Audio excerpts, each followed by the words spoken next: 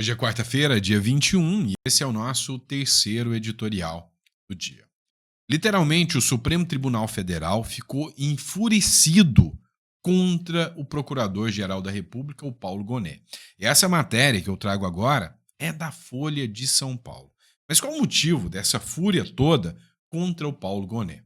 A matéria diz o seguinte: Gonet é criticado no STF e festejado pela defesa após bronca de Moraes, a ex-chefe do Exército. Mas como assim? O que isso quer dizer, Sandro? Pois é.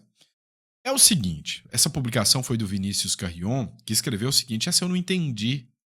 Já que juízes deveriam ter um papel de neutralidade e se manifestarem apenas nos autos, existe um pré-julgamento nesse caso por parte dos magistrados ou parte deles? É só uma pergunta. Perguntar não ofende. Pois é, no Brasil, ofende sim e dá cadeia. A grande realidade é que a matéria da Folha de São Paulo foi reproduzida por outros jornais e diz o seguinte: matéria do Política e Poder. O porquê que o Gonet foi criticado? Ministros do STF, do Supremo Tribunal Federal, criticam nos bastidores o desempenho do Procurador-Geral da República, o Paulo Gonet, durante o depoimento do ex-chefe do Exército, Marco Antônio Freire Gomes, que chegou a levar uma bronca e ser questionado de forma incisiva pelo ministro Alexandre de Moraes.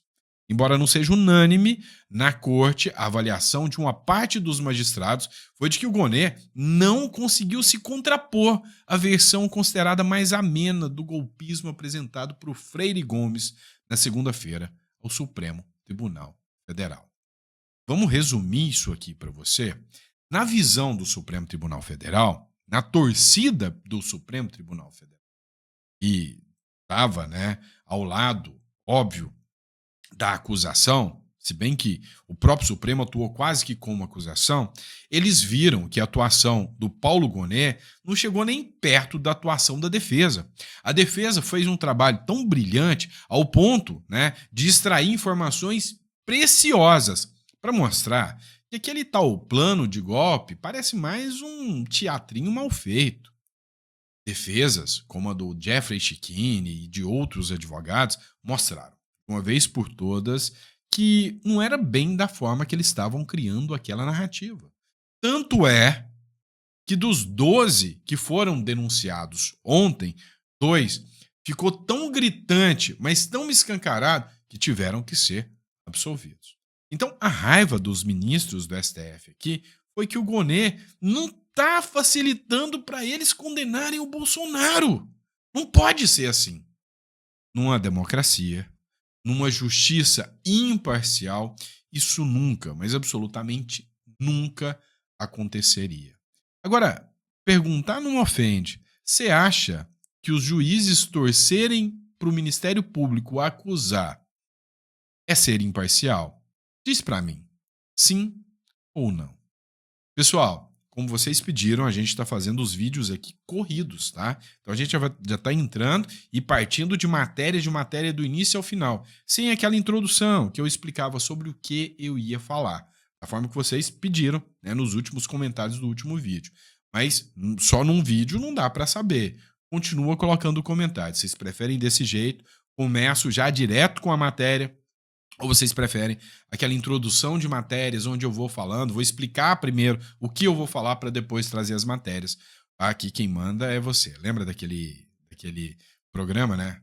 Você decide, tá bom? Então você escolhe aqui a forma que será tudo o formato do conteúdo aqui. É óbvio, eu tenho que ter a minha pausa, o meu momentinho para pedir, para lembrar você. Pessoal, inscreva-se no canal, curta, compartilha, isso faz muita diferença. Nosso trabalho é sério, a gente sempre pauta aqui em fontes, por exemplo, a Folha de São Paulo, a gente está trazendo informações da mídia, tá? Então, a gente não trabalha com ilações aqui, a gente trabalha com o que está nos principais jornais. Então, compartilha para que o nosso conteúdo chegue a mais pessoas. E aí, vamos continuar de matéria, que eu sei que você está aqui por isso. Vamos lá, pessoal. O governo Lula, durante muito tempo, culpou o Bozo. Como o Bozo é mauzão, colocou o Campos Neto dentro do Banco Central. Para que ele fez isso? Para massacrar o mais pobre, o tadinho do pobre, não é?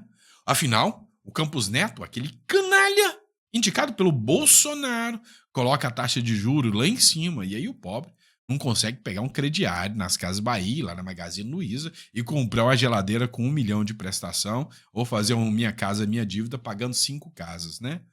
Essa é a visão do PT.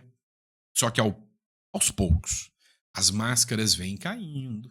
Aos poucos, o pobre, que é quem o PT jurava defender, tá se ligando no seguinte: ô, peraí, acho que eu fui engabelado, eu acho que eu fui enganado, porque não é bem assim que funciona. Dá uma olhada. Esse cara que vocês estão vendo aqui é cara um boa pinta, tá? Cara de galã de novela, tá? Chama-se Galípolo. Quem que é o Galípolo? É o cara que assumiu no lugar do indicado pelo Bolsonaro. Antes era o Campos Neto, agora é o Galípolo. Deixa eu te contar quem indicou o Galípolo. O Lula. Sim, foi o Lula. E aí, o presidente do Banco Central, indicado agora pelo Lula, expõe a preocupação com a política fiscal, minimiza o recuo pontual de indicadores e descarta a possibilidade de redução da taxa de juros no curto prazo. Ô Santos, você tá falando em inglês? O que esse cara tá falando? Calma que eu tô aqui para te explicar. A enfática mensagem de Galípolo. O problema, como sempre, será convencer Lula sobre a parcela de responsabilidade do seu governo por esse cenário. O que acontece aqui? Se o juro tá alto, é porque há inflação. E o juro é para conter a inflação. Se a infração tá bom, né? Se a inflação tá acontecendo, é porque o governo Lula é um perdulário. É um gastador anônimo, né? Tinha que escrever ele. Já tem os alcoólatras anônimos. O Lula deveria ir para os gastadores anônimos. O que o Galípolo falou aqui, ó, o recuo pontual de indicadores com a política fiscal. O que ele quis dizer? Para de gastar, praga. Enquanto você estiver gastando desse jeito, eu não dou conta de reduzir os juros. Então a culpa que você falava que era do Campos Neto não é dele, é sua. Eu, que fui indicado por você, preciso manter os juros altos, porque vocês não param de gastar, vocês não têm política pública adequada, e aí quem vai se ferrar nessa história toda é o pobre. Pois é, parece que aos poucos a ficha tá caindo. A culpa é do governo e não adianta ficar de mimimi e inventando historinha, não. E aí, tá gostando desse formato? Coloca no comentário. O negócio é o seguinte, armadilha. Armadilha é a coisa que o STF e o governo Lula mais gosta de fazer contra a direita. O problema é quando essa armadilha vem por intermédio de uma traição. É, sim. O Lula, eu tenho certeza que o Bolsonaro não apoiou ele. O STF, com Alexandre de Moraes, eu também tenho certeza que o Bolsonaro não apoiou ele.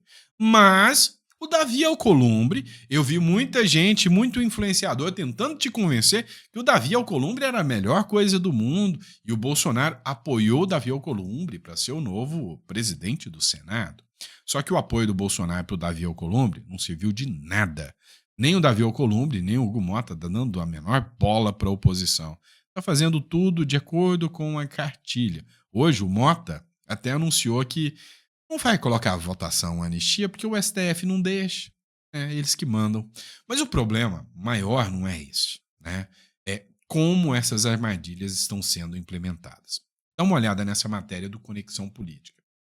O Senado vota nessa quarta-feira uma proposta para ampliar mandatos de senadores de 8 para 10 anos. Olha só, a Comissão de Constituição e Justiça do Senado votará nessa quarta-feira uma proposta de emenda à Constituição que pode ampliar o mandato de senadores de 8 para 10 anos. Isso aí já é um tapa na cara, você concorda? Só que já é, assim, um disparate colocar essa mudança. A gente já acha que 8 anos já é um absurdo, 8 anos já é um abuso, só que já é um tapa na cara da população brasileira. Mas o negócio é pior, é muito pior. Por quê? Nessa alteração, as regras não estão claras a partir de quando isso passa a valer. Há uma ala de juristas que estão entendendo o seguinte, peraí, então quer dizer que se mudar o prazo, né, que não vai ser mais de 4 anos, a alternância vai passar a ser de 5 em 5 anos.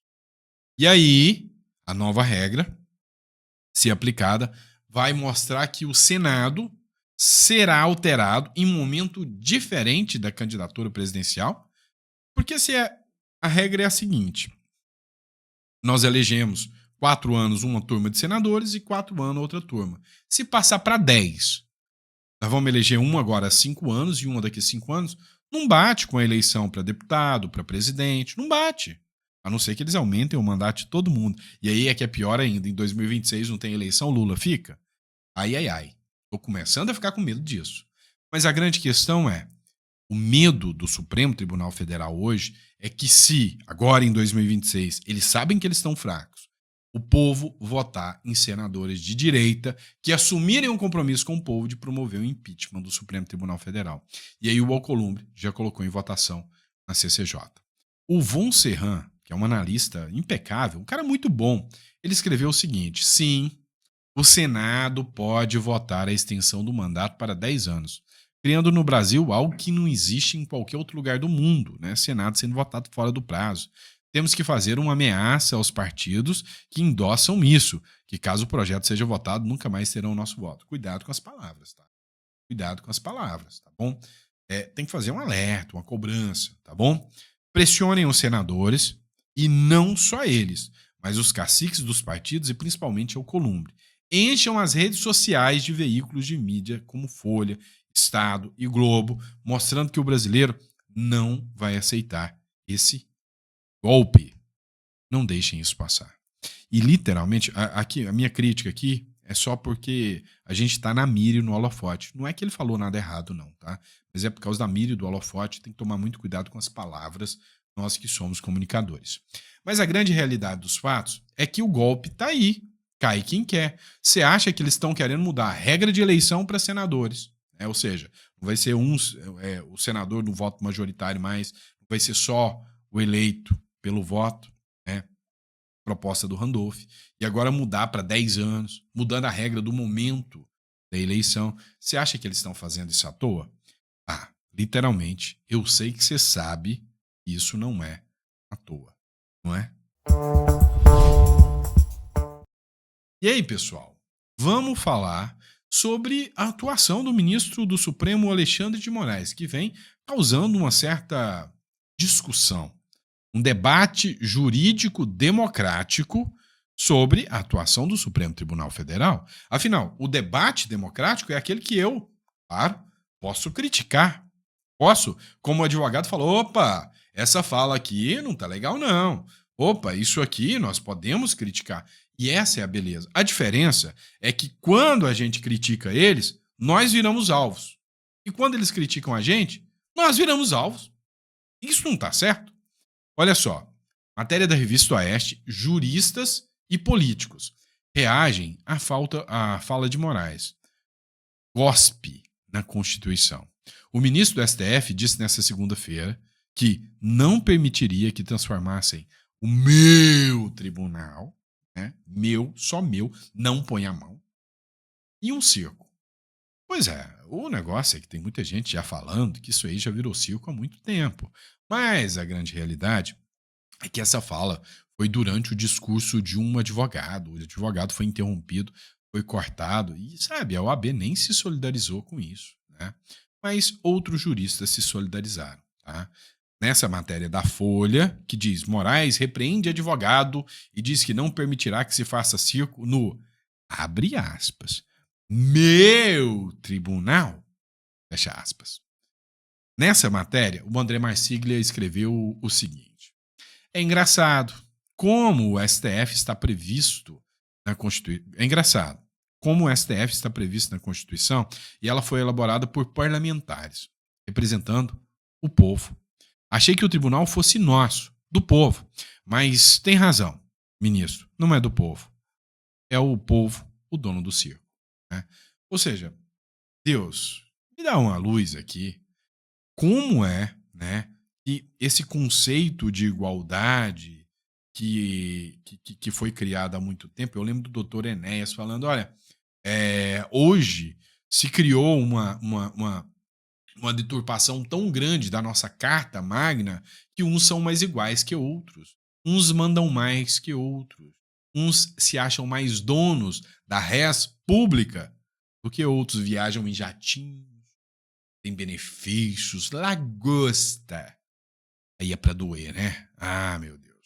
A Érica Gorga, né, impecável jurista, escreveu o seguinte: peraí, acabamos de descobrir que o STF já foi privatizado, justamente durante um governo de esquerda que se diz contra a privatização. E nesse caso, de maneira inconstitucional. Isso sim é um verdadeiro circo. Olha, o STF tem dono. É muito preocupante quando a gente vê esse tipo de coisa acontecendo. Os jornais com medo de expor a verdade, os juristas, os advogados com medo de falar a verdade. Vem cá entre nós. Você acha que o André Marcília, jurista impecável, não ficou com medo de fazer essa publicação? Você acha que a Érica Georgia não ficou com medo de fazer essa publicação? Você acha que eu, que estou aqui falando sobre isso, e expondo o meu posicionamento, expondo as minhas ideias, expondo a minha vontade de ser um cidadão cada vez melhor, buscando a democracia, não tenho medo dessa tal democracia relativa que eles defendem? E você? Responde para mim, que tá aí com o dedo no teclado. Você tem medo do comentário que você pode deixar aí? Coloca no comentário, eu quero saber. Pessoal, literalmente, o senador Rogério Marinho estava com a macaca. Tá? Essa discussão sobre a fraude do INSS gerou um auê, tá? Porque agora eles estão colocando, né, a UOL, a Globo, viram que é interessante gerar um debate. E aí estão colocando pessoas para debater. A última, que foi impressionante, gostei de ver, foi o senador Flávio Bolsonaro contra o Randolfo Rodrigues, você lembra? E em um dado momento, o Randolfo Rodrigues chegou a concordar com o Flávio Bolsonaro. Passa-se à luz, né? Porque um petista concordar com um argumento sério de alguém de direita é raridade. Agora, nesse caso, não teve concordância. Mas o senador Rogério Marinho com o Jacques Wagner resolveram trocar, né, diálogos ali. E aí, o Bruno Zambelli classificou isso como um nocaute. O senador do PT acaba de perder até o rumo de casa, foi como ele publicou. Durante aqui a entrevista, o senador falou que a culpa do roubo do INSS é do Bozo, do Bolsonaro. E o Rogério Marinho meio que vral. É fundamental no debate. O lote a associação apresenta ali um monte de associado e vai passando a boiada. A CONTAG, segundo os dados que a gente tem, ela conseguiu, num dos casos, 35 mil aposentados não tinham autorizado o desconto. A gente está falando da CONTAG aqui, só para a gente ponderar que ela também foi beneficiada por essa questão dos lotes, tá? E 98%, senador, das pessoas que entraram no aplicativo Meu INSS disseram que não queriam. Então, assim, as pessoas estão mentindo. Como é? 98% das pessoas, no geral, disseram que não autorizaram Essas pessoas, o desconto. Nós estamos, o governo... Essas pessoas estão mentindo, então? Não estou dizendo que estão mentindo. O governo está indo às entidades... Mas ela está falando de um pecado original. Você está falando agora depois que o leite está entornado. Está dizendo o seguinte, que no processo de 23, tanto o Sindinap como a CONTAG foram beneficiados por pareceres espatafúrdios do INSS que abriu as portas do lote, mesmo com a orientação da própria estrutura do sistema do INSS. Tanto é verdade que o procurador do INSS foi retirado e entrou o Vigílio. Sim, ele, aliás, era procurador também no governo anterior. Não. Pois é, veja você. E a pessoa, a senhora que fazia... E veja você, o PT e o PDT muito presuroso de botar um corrupto nesse processo, que só foi afastado, não foi por decisão do governo, foi por decisão da Justiça juntamente com o procurador Stefanuto. Mas quem levou o material para a Justiça? Quem levou o material para a Justiça? Levou o material para a Justiça, foi uma investigação feita em função da provocação de uma reportagem do Metrópole, porque o governo meteu o pé na jaca. Na hora que foi orientado, o governo meteu o pé na jaca, o INSS meteu o pé na jaca. A coisa mais grave aqui é que se tirou a biometria. O Sindinap do irmão do Lula, inclusive, está nos autos, é bom a gente ver na CPMI, faz um pedido ao INSS dizendo o seguinte: eu uso a minha biometria. Aí o INSS foi verificar nesses 35 mil pessoas do Sindinap, apenas 200 haviam pedido o desbloqueio pelo meu INSS. E o que é que o INSS fez? Toca tudo, bota os 35 mil para dentro. Então você tem hoje uma situação de uma investigação seletiva. Nós não temos bandido de estimação. Se fulano ou beltrano está envolvido, que ele seja levado às barras da justiça. Dúvida, senador.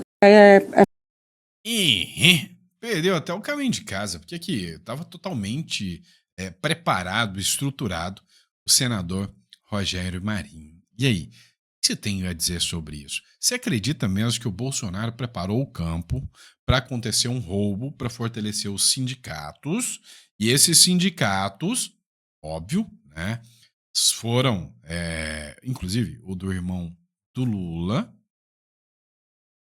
para depois se virar contra o Bolsonaro.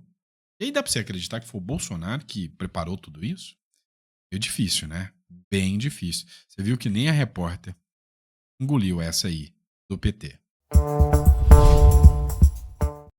Pois é, pessoal, mas o Rogério Marinho continua com a macaca, né? Ontem foi dia dele dar entrevista. E aí ele foi também ali na galerinha do Globo News, né?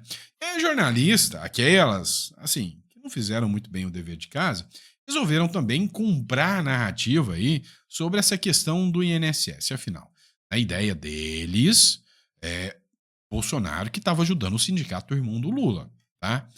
Olha só mais esse trechinho aqui da fala do Rogério Marinho. Qual é o risco de uma CPMI, por exemplo, avançar no Congresso e começar a olhar justamente para o que aconteceu na Previdência ainda no governo do ex-presidente Jair Bolsonaro, que, como a gente mencionou aqui, no último ano acabou não vetando esse jabuti que aumentou, que deixou afrouxar essa fiscalização sobre esses descontos do INSS? Bom, primeiro, Jussara, nós aqui no governo de Bolsonaro que propusemos essa validação. Ela nunca existiu, mais de 30 anos, desde 1991 nunca existiu. Foi inovação nossa. Só lembrando que o governo Lula, Dilma, tudo isso aí, foi 16 anos no poder, nunca implementou, foi o Bolsonaro que implementou, né? Depois, como eu falei anteriormente, no governo do presidente Bolsonaro, nós diminuímos nos 2 primeiros anos, nos 3 primeiros anos, o número de consignados. Nós tomamos ações muito firmes, nós fizemos a MP antifraude, então nós somos absolutamente tranquilos em relação a esse processo. Nós queremos a apuração justamente porque estamos tranquilos. Agora, não é possível, né, que um governo que há 30 dias atrás, 20 e poucos dias atrás, vai ao Congresso Nacional, apresenta a lei de diretriz orçamentária que vai ser entregue ao Congresso Nacional e anuncia que em 2027 o país faliu, quebrou, que não tem recurso para pagar o piso da saúde e da educação, que não tem recursos discricionários para manter o mínimo de investimento ou de manutenção da máquina pública. O ministro da Fazenda e da Economia não participam do processo, se escondem. E diz o seguinte, olha, quem vier depois fecha a porta e apaga a luz, porque o piloto literalmente sumiu. Então a agenda do governo, ela na verdade hoje ela é danosa para a população brasileira e para a sociedade brasileira. Eu me pergunto muitas vezes, né, qual é o papel da oposição hoje no Congresso Nacional. Eu digo, é de preservar um legado, porque ele diariamente ele é atacado. Né? Se trabalhou contra o marco da Previdência, se trabalha contra as conquistas na questão da Previdência, na questão trabalhista, na questão dos marcos regulatórios, na própria condição de austeridade fiscal que foi legada pelo governo anterior, né? Na política monetária, 2 anos desse governo atacando o Roberto Campos, aí mudou o presidente, está com a mesma metodologia, parece que eles esqueceram que mudou o presidente. Né? Então é um governo que tem um retrovisor muito maior do que o para-brisa, né? Não tem projeto de país, só tem projeto de perpetuação no poder, e é muito importante que nós tenhamos a consciência de que é necessário preservar o que foi feito de forma virtuosa. O que eu mais gostei que ele falou aqui é quando ele disse o seguinte, olha, o piloto sumiu, mas o governo, quem tá ali tomando conta dessa porcaria toda, é um cara que tem um retrovisor muito maior do que o para-brisa. Ou seja, é um cara que perdeu a noção. Ele já não entende mais, ele já não consegue mais ter aquela conexão com a realidade e ver o que tá pela frente. Pela frente, dane-se. Tá chegando aí um rombo nas contas de 2027 que ninguém vai aguentar, mas enquanto isso ele tá olhando no retrovisor e falando, ai, meu bozo de estimação, eu amo meu bozo. É meu bozo. Não é assim? Então para de olhar para a porcaria do retrovisor que passou, e isso eu acho que é recalque, é inveja, porque o governo anterior foi muito melhor do que esse. Foca na porcaria do para-brisa, senão a gente vai bater num poste. Ah, me poupe, né? E a Janja, pessoal? A gente tem que falar da Janja. Quando a gente fala mal do piloto, a gente não pode esquecer o tal do copiloto. Essa é que é a verdade. Vamos lá. O Mota, quando foi falar da Janja quebrando o protocolo, parece que ele quebrou foi a própria Janja na sua estrutura. Pelo amor de Deus, sabe, foi vergonhoso, foi vexatório o posicionamento posterior da Janja. Quando você faz uma merda, né, sinceramente, vamos dizer o seguinte, você tá andando, de repente não deu tempo de chegar na casa, depois de ter comido ali um suco de tamarindo, sabe? Ter comido tamarindo, só coisa que abre o intestino, não deu tempo de chegar em casa e saiu. O inimigo te venceu.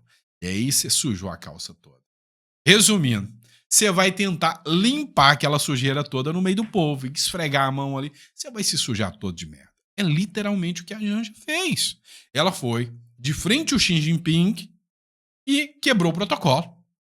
O que a imprensa da Globo News, a turminha do Pix, detonou a Janja. E aí, ela veio para tentar corrigir. Ninguém vai me calar! Só eu que vou calar vocês. Ela fez isso, gente. E aí, olha o que o Serrão aqui falou nesse caso, né? Ou seja, desrespeito absoluto foi o que a Janja fez. Lula jamais terá capacidade de governar correta e honestamente. A corrupção corre nas veias do governo. É o que escreveu aqui Samantha Cavalcante, vereadora. Olha as falas aqui do Serrão. Aqui. Ah, rapaz. Ela gastou 1,2 milhão e da Rússia. Aí o governo emitiu uma nota falando que era um intercâmbio cultural. O que ela foi numa das maiores ditaduras do mundo aprender educação, cultura. Aquela foto bizonha do Lula com uma série de ditadores, criminosos de guerra, etc. E aí agora ela vai ter que se explicar em relação a esses gastos. Mas ela não tá nem aí para protocolo, viu, Serrão? Não. Como brincaram ontem que ela poderia ter dito até em inglês para ficar bonito. Fuck you, protocol. Poderia ter dito isso, né? Na prática ela disse isso. Então, esse é o sinal do desrespeito absoluto ao povo brasileiro, ao dinheiro público, à probidade administrativa, à capacidade de governar correta e honestamente. Porque quando você tem dirigentes que não têm responsabilidade com a utilização do dinheiro público, isso daí também é uma forma corrupta de governar. Não é só roubar o dinheiro. Lula tem errado desde o começo com a sua primeira-dama.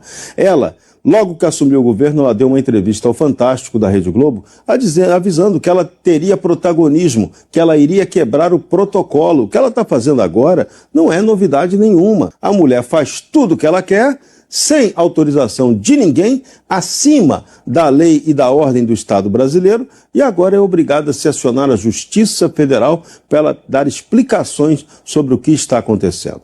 As explicações não bastarão, não resolverão, a bagunça continua e Lula tem ao seu lado aquela que manda de verdade nele. E como ele disse bem, quem entende de rede social é a Janja, por isso que a Janja é que deu a recomendação. Vamos censurar. Chineses, ajudem a gente. E talvez eles venham para ajudar com certeza absoluta, se é que já não estão ajudando a pleno vapor. Se é que já não estão ajudando a pleno vapor. Eu, na minha concepção, já estão ajudando desde 2022. E aí, eu já sei que já tem petista por aí com saudade da Michele Bolsonaro. Sua opinião, quem é melhor, Janja ou Michele Bolsonaro? Deixa no comentário. Pessoal, última notícia agora, né, desse editorial. Vamos lá. Nem tudo que parece tão ruim não dá para ficar pior, né? Olha isso aqui. A Globo News, através lá da Daniela Lima, fez um editorial inteiro falando que o governo Lula acabou. Já era. E por que o governo Lula acabou e já era? Porque ele está tendo que olhar só para dentro da base, porque fora da base já rejeita o governo Lula. E se ele está tendo que olhar para dentro da base, é porque a própria base já não está querendo mais papo com ele. Olha isso. Lula diz a lideranças do PT que deve convidar Boulos para ser ministro. E aí até agora ele não substituiu o ministro lá da comunicação que caiu, né? Ninguém quer. O presidente Lula afirmou a lideranças do PT que deve convidar o Guilherme Boulos para ser ministro do seu governo. A expectativa era de que o presidente fizesse o convite na volta da viagem ao Uruguai, onde foi ao velório do ex-presidente José Pepe Mujica. Boulos, inclusive, integrou a comitiva que homenageou o Uruguai. O que está rolando? O governo Lula está tendo que trazer até gente da esquerda para sinalizar na base. Geralmente, um governo, quando ele começa, e foi o caso do Lula e Lula e 39 ministérios, né? Eu ia falar, ó, o Lula lá e os 40 ministrões. Quando eu ia falar isso, o que a gente tem que observar? Todo mundo quer. Opa, um ministério aqui, isso vai me dar capital político, isso vai me dar alguma negociação, isso é ótimo. Tá, só que agora todo mundo tá pulando fora. Aí o Lula teve que reservar um pouquinho para a base dele. Teve que dar para o PDT, né, que é um partido aliado, para o PSB do Alckmin, teve que dar Ministério para União Brasil. Todo mundo que se juntou nesse plano macabro de tirar o Bolsonaro. Agora, o que o negócio acontece? Com o andar da carruagem, ele começa a oferecer cargos para partidos de fora da sua base e da oposição, porque sua base já está satisfeita e a oposição começa a alinhar. Ó, o governo está fazendo um ótimo governo, eu ficar de fora dessa aqui, eu vou, me lascar. Então o governo tá ótimo. O que acontece? Quando o governo tá uma porcaria, tá péssimo, essa gente da base vai correr. Essa gente que não é petista de carteirinha, mas é da base, tá correndo. É o que tá acontecendo com a União Brasil. Já formou uma artilharia ali com o PP do União Brasil, já falando, não, vamos com o Bolsonaro. O Lula não consegue nem se eleger. Ou seja, os caras estão atrás de capital político. Na prática, o que está acontecendo é que ninguém quer chegar perto do Lula para não ficar fedendo pinga. Essa é a verdade. E perder a credibilidade na hora de chegar até você e pedir seu voto. É isso que está acontecendo. Então, a vinda do Boulos, que é do PSOL, não agrega em nada na governabilidade do governo Lula. Foi nem eu que disse isso. Foi a Daniela Lima, lá da Globo News, tá bom? E é isso, pessoal. Obrigado por ter acompanhado até o final o nosso editorial. Vocês viram que o formato agora está mais dinâmico a pedido de vocês. Sem introdução, eu tô pegando aqui os maiores conceitos do que vocês querem. Tirei a introdução, já vim direto de matéria para chegar até aqui com matérias mais dinâmicas. Tem um monte de gente que fala, você é prolixo. Tá bom, eu gosto de conversar, principalmente com amigos, principalmente com vocês. Então, assim, tô tentando melhorar. Se ficou bom assim, o seu comentário, gostei, continua nesse formato aí que tá bom? Abraço e daqui a pouquinho eu tô de volta, tá? Pra gente bater mais um papo.